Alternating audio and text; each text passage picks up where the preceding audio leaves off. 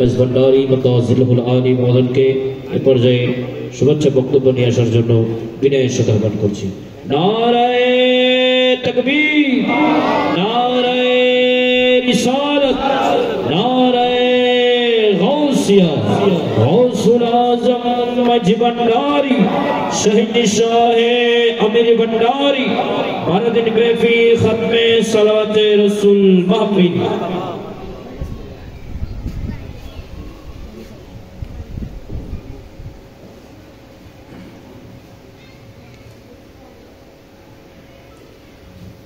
أعوذ بالله من الشيطان الرجيم بسم الله الرحمن الرحيم أستغفر الله ربي من كل ذنب وأتوب إليه لا حول ولا قوة إلا بالله العلي العظيم بسم الله الرحمن الرحيم الحمد لله رب العالمين الرحمن الرحيم مالك يوم الدين إياك نعبد وإياك نستعين اهدنا الصراط المستقيم صراط الذين أنعمت عليهم غير المغضوب عليهم ولا الضالين بسم الله الرحمن الرحيم قل هو الله أحد الله الصمد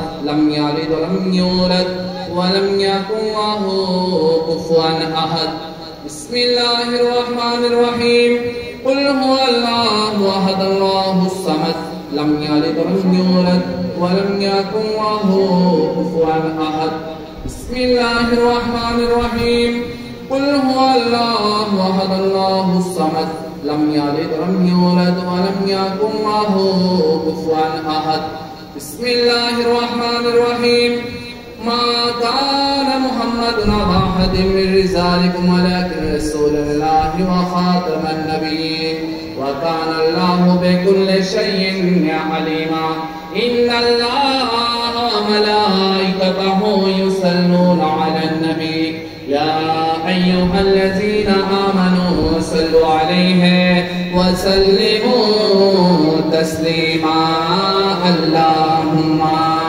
صل على سيدنا مولانا محمد وعلى آل سيدنا مولانا محمد ভক্তি ভাবে পরশবে সাল্লি আলা মুহাম্মদ প্রেম সরে বরশবে সাল্লি আলা মুহাম্মদ আল্লাহুম্মা সাল্লি আলা সাইয়্যিদিনা মাওলানা মুহাম্মদ ওয়া আলা আলি সাইয়্যিদিনা মাওলানা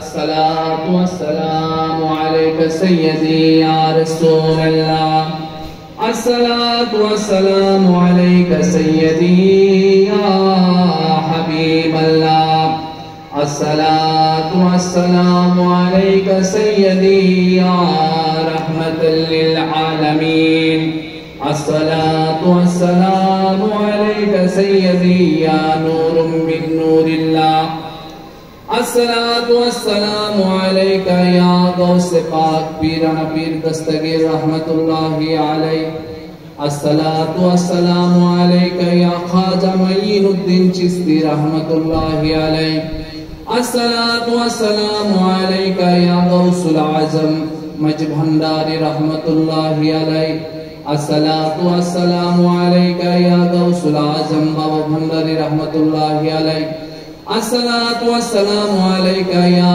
أمير الأولياء حضرت أمير الزمان رحمة الله عليك الصلاة والسلام عليك يا مرشدي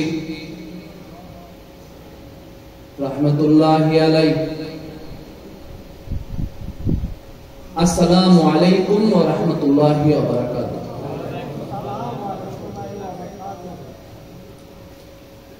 আলহামদুলিল্লাহ, ঐতিহ্যবাহী আমির ভান্ডার দরবার শরীফে 22তম পবিত্র জশ্নে জুলুশে ঈদে মিলাদুন নবী সাল্লাল্লাহু তাআলা আলাইহি ওয়াসাল্লাম ও খতমে সালাওয়াতে রাসূল মাহফিলের আজকের তৃতীয় দিবসের সম্মানিত সভাপতি আলহাজ শাহ সুফি সৈয়দ কুতুবউদ্দিন আমিরি, প্রধান অতিথি মোহাম্মদ জাহাঙ্গীর আলম, আওলাদে আমির আলহাজ শাহ সুফি সৈয়দ শামসুদ্দোহা আমিরি, সম্মানিত অতিথিবৃন্দর ভিতর আছেন শাহজাদা মাওলানা সৈয়দ ফখরুল ইসলাম রেজভী, মোহাম্মদ তৈয়বুর রহমান এম মনসুর আমিরি, এবং আলোচনা করবেন বারিয়া দরবারের শাহজাদা আলহাজ আল্লামা মুফতি সাইফুল ইসলাম চিশতি বারি, আল্লামা মোহাম্মদ আব্দুল আলিম নুরি, মাওলানা হাফেজ সৈয়দ আতিকুল্লাহ জামেন বারি, এবং আমাদের সঙ্গে আজকের এই মহতি মাহফিলে মঞ্চে উপবিষ্ট সম্মানিত অতিথিবৃন্দ এবং যারা আমাদের আলোচনা শুনতেছেন পর্দার আড়ালে পদ্মাবতী মা বোনেরা এবং গোলামে মুস্তফা, গোলামে আউলিয়া, আশিকে মুস্তফা, আশিকে আউলিয়া, আপনাদের সকলকে আমাদের তরফ থেকে শুভেচ্ছা এবং সালাম। আসসালামু আলাইকুম ওয়া রাহমাতুল্লাহি ওয়া বারাকাতুহু। আজকের এই মিলাদ মাহফিল এটা কোনো সাধারণ বিষয় নয়, যদিও আমি আজকের বক্তা নই, তারপরে মুক্তসর কিছু আলোচনা করে যাই।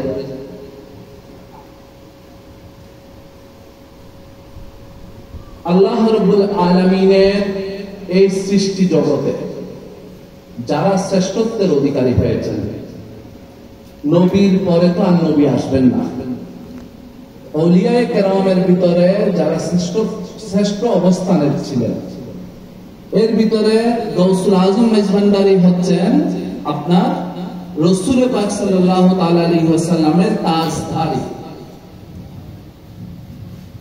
গৌসুল আজম মেজভান্ডারীর কালাশোনা এই দরবারে আজকের এই মিলাদ মাহফিল, সবাই বলেন আলহামদুলিল্লাহ।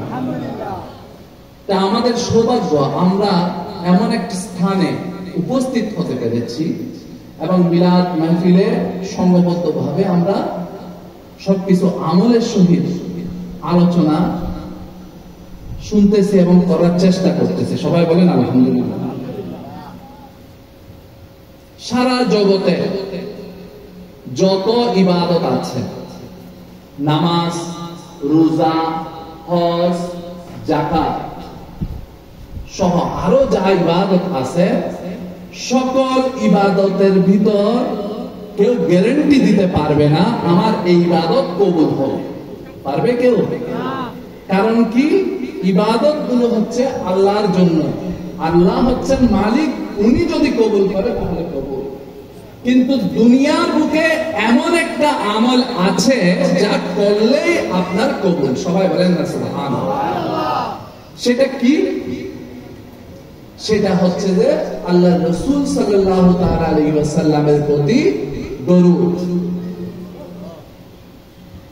আল্লাহ রাব্বুল আলামিন পবিত্র কোরআনে পাকে বলেছে, ইন্নাল্লাহা ওয়া মালাইকাতাহু ইউসাল্লুনা আলান নবী ইয়া আইয়ুহাল্লাযীনা আমানু সাল্লু আলাইহি ওয়া সাল্লিমু তাসলিমা। এখানে আল্লাহ রাব্বুল আলামিন বলছেন নিশ্চয় আল্লাহ এবং ফেরেশতাকুল নবীর প্রতি দরুদ পেশ করতেছেন। হে ঈমানদারগণ, তোমরাও আমার নবীর প্রতি দরুদ এবং সালাম পেশ করো, সবাই বলেন না সুবহানাল্লাহ। আল্লাহ রাব্বুল আলামিন বলেছেন সালাম পেশ করার জন্য। এখন আমরা যদি সালাম পেশ করি এইভাবে যে আমি রাসূলের প্রতি দরুদ পড়লাম, আমি দরুদ পেশ করলাম, হবে? এটা পড়ারও একটা সিস্টেম দিয়েছে না কি? আল্লাহুম্মা সাল্লি আলা মুহাম্মদ ওয়া আলা আলি মুহাম্মদ। হে আল্লাহ, হে পরওয়ারদিগার, আমাদের সালাতু সালাম রাসূল পাক সাল্লাল্লাহু আলাইহি ওয়াসাল্লামের উপর আপনি পেশ করুন এবং ওনার আওলাদদের উপর পেশ করুন। সবাই বলেন না সুবহানাল্লাহ। এখানে আল্লাহ রাব্বুল আলামিন একভাবে বললেন যে তোমরা দরুদ সালাম পেশ করো। আবার পেশ করার সিস্টেমে দেখা যাচ্ছে যে আমরা দরুদ সালাম পেশ করতেছি, কিন্তু পেশটা কার মাধ্যমে করতেছি? আল্লাহ রাব্বুল আলামিনের মাধ্যমে। সবাই বলেন না সুবহানাল্লাহ। যেখানে এখানে বুঝার বিষয়টা হচ্ছে এই যে দরুদের আমল কেন ফেরত আসবে না?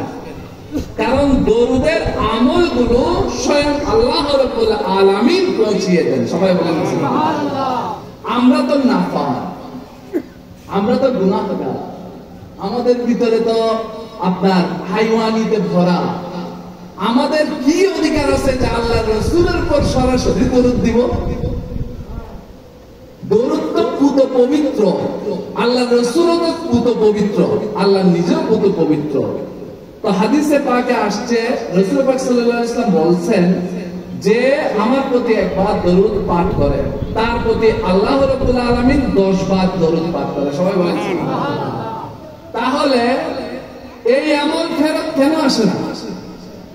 কারণ এই আমল কোন সাধারণ ব্যক্তি করে না, এই আমল স্বয়ং আল্লাহ রাব্বুল আলামিন করে, যিনি কাল লয় অপবিত্রতা থেকে মুক্ত, তিনি এই আমল করেন, যার কারণে এই আমল আমাদের ফেরত আসে না, এই আমল কবুল হয়। সবাই বলেন সুবহানাল্লাহ।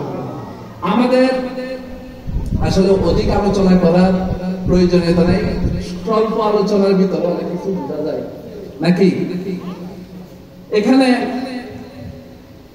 অনেকে অনেক ভাবে বলে আমরা যে রবিউল আউয়াল মাস আসলে আমরা এই যে মিলাদ মাহফিল জশন জুলুস, হ্যাঁ আমরা যে আয়োজন করতেছি, আমরা রাসূলের জন্য যে আনন্দ উদযাপন করতেছি, হ্যাঁ এই ব্যাপারে অনেকের অনেক মত আছে না?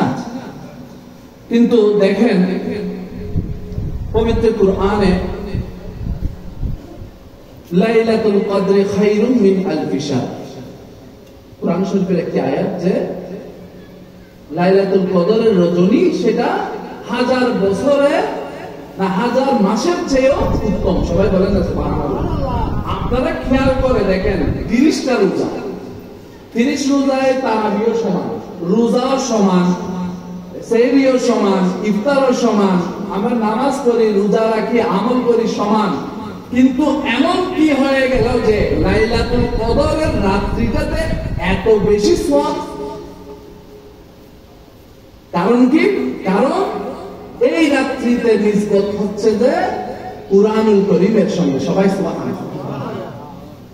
যদি কুরআনুল কারীমের নিসবতের কারণে লাইলাতুল কদর এত দামি হয়ে যেয়ে থাকে, যার কারণে কুরআন পেলাম, সিয়াম পেলাম, সালাত পেলাম, যাকাত পেলাম, হজ পেলাম, ঈমান পেলাম, সেই রহমাতুল লিল আলামিন যখন এই জগতে আসলেন সেই সময়টা কতটুকু নিয়ামত পূর্ণ হতে পারে?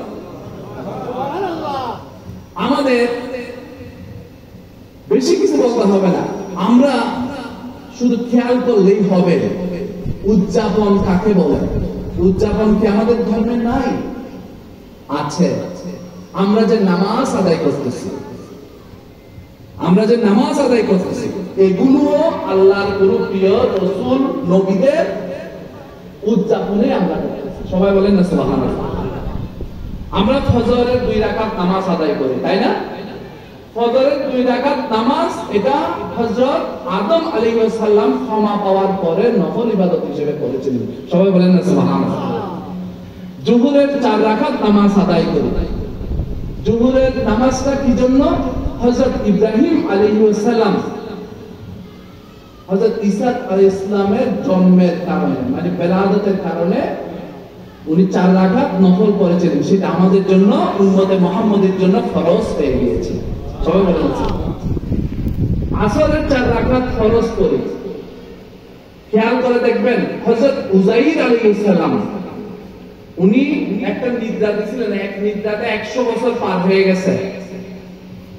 100 বছর পরে ঘুম ভাঙছে, মানে উনি মৃত থেকে জীবিত হয়েছে 100 বছর মাঝখানে নাই।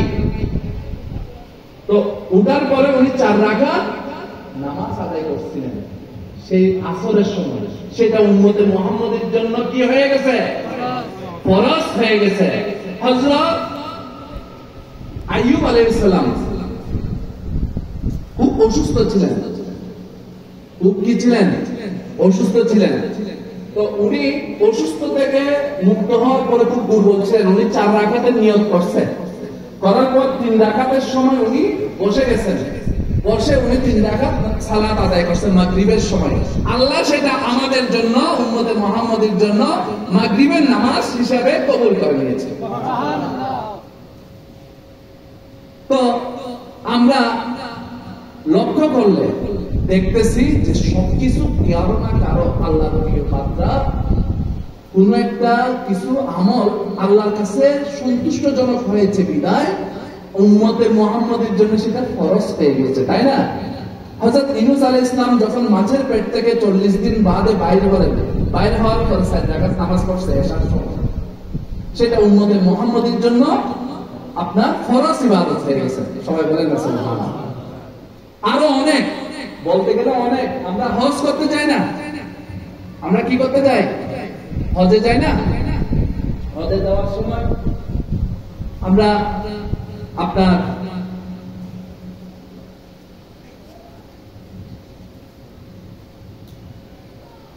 হজে যখন যাই, হজে যাওয়ার পর আমাদের তো অনেক পোশাক আশাক আছে, সুন্দর পাঞ্জাবি আছে, হ্যাঁ, এই সুন্দর টুপি আছে, তারপরে কোট আছে, স্যুট আছে, অনেক কিছু আছে না, দামি পোশাক আছে, কত কিছু আছে। আমরা হজে যাওয়ার সময় এগুলো পরে যেতে পারি না। কিন্তু আল্লাহর পছন্দ হচ্ছে হযরত ইব্রাহিম আলাইহিস সালাম যখন কাবা নির্মাণ করার পরে হজের হুকুম প্রাপ্ত হওয়ার পর উনি হজে যাচ্ছিলেন, তখন তুমি 2টা কাপড় পরিধান করছিলেন। সবাই বলেন না সুবহানাল্লাহ। সেটা আমাদের জন্য কি হয়ে গেছে? ওয়াজিব হয়ে গেছে। তো এখানে আমরা যদি আপনার লক্ষ্য করি, সবকিছু উদযাপনের ভিতরে আল্লাহ সন্তুষ্টি। কাদের উদযাপন? আল্লাহর প্রিয় পাত্রদের উদযাপন।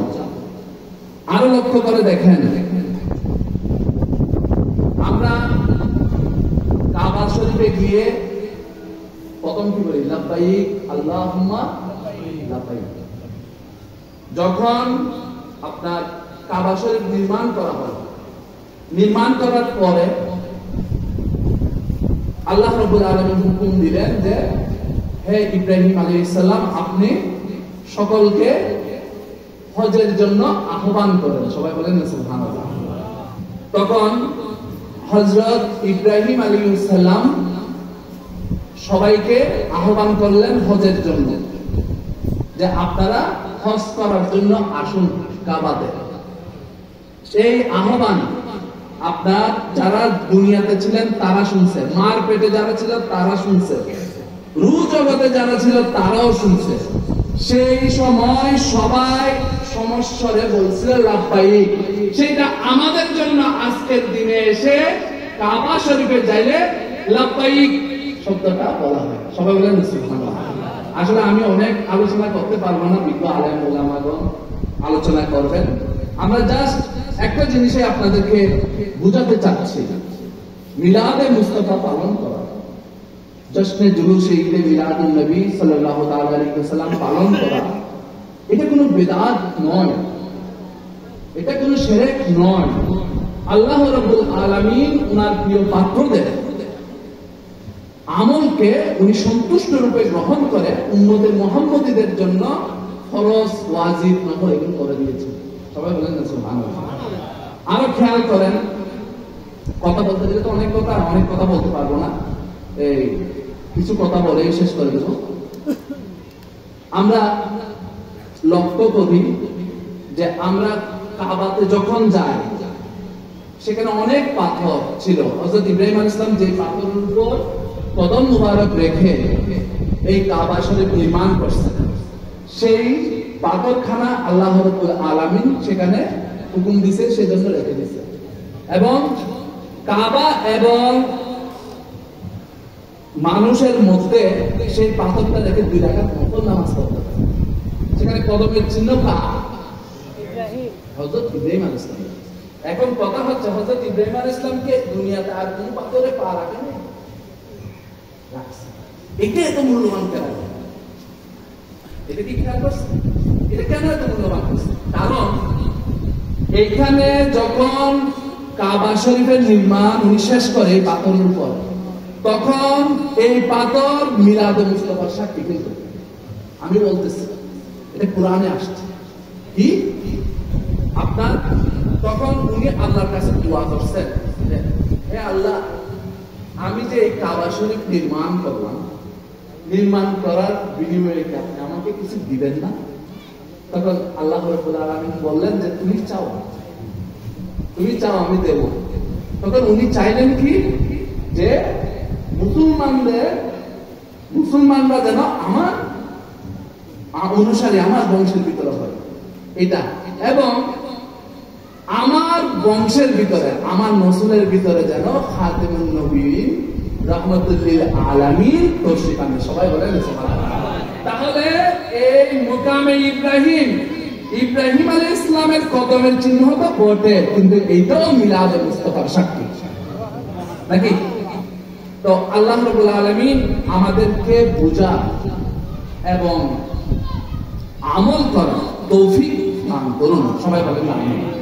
অনেক কথা বলছি, আমার ভুল ত্রুটি হলে ক্ষমা সুলভ দৃষ্টিতে দেখবেন। এখানে আলোচকবৃন্দ আছেন, ওনাদের আলোচনা শুনবেন, আলোচনা মাফিক আমল করার চেষ্টা করবেন। আসলে এই ত্রিজগৎ সৃষ্টি হয়েছে রহমতুল লিল আলামিনের জন্য।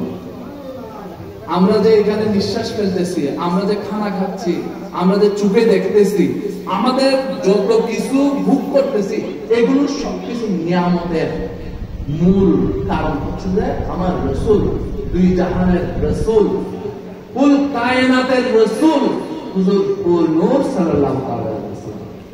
আল্লাহ রাব্বুল আলামিন আমাদের সবাইকে বুঝার এবং সেই অনুপাতে আমল করার তৌফিক দান করুন। অনেক কথা বলছি, এতটুকুই আজকে শেষ। ওমা আলাইনা ইল্লাল বালাগ।